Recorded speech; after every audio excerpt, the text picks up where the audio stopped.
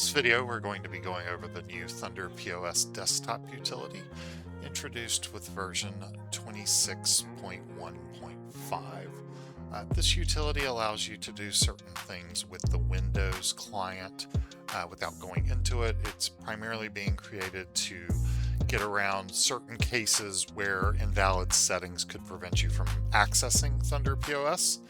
Um, but it's got a couple of other things in there. We're just going to run through it really quick here. So if we flip over here, uh, there is no circumstance where you will have all of the buttons available when you go into the utility. You can see the utility is right here for ThunderPOS Utilities.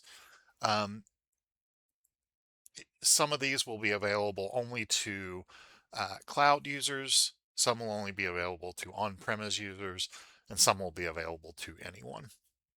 And we're just going to run through all 9 of the functions that are currently available. So one of the main reasons for this being a separate program, reset config file is there if you have an issue where ThunderPOS is crashing on startup.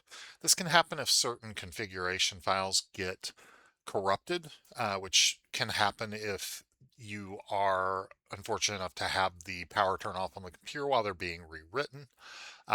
Happens probably about 4 to 5 times a year that we get that reported from somebody, but it presents as the program just crashing before you even start it. If you just come in here and hit that, it will remove that file.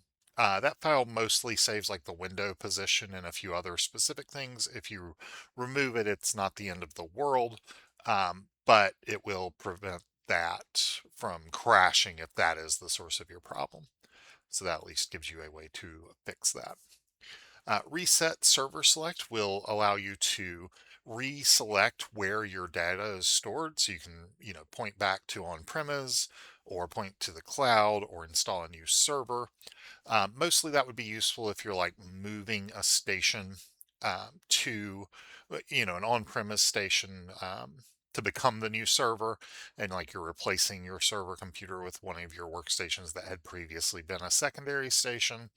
Now, this will not remove the data. So if you reset the server select and repoint it back at the same server, it's just going to keep using the same database. There's not an option here to delete a database, but it will allow you to reselect the database.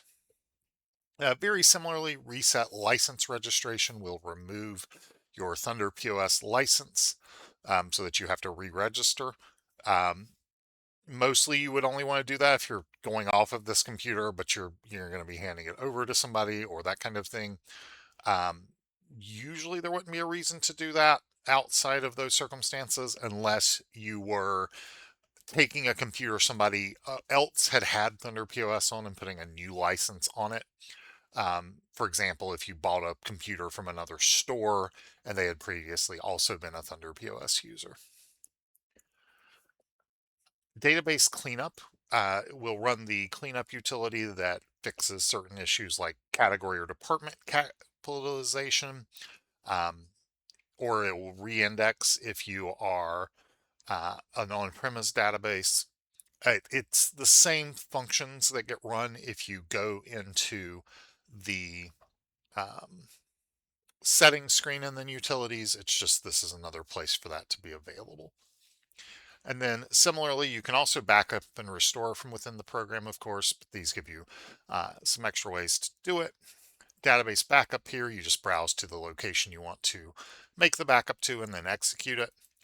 For restore, there's a little bit more here. You will have to enter administrator credentials for the database you currently have installed.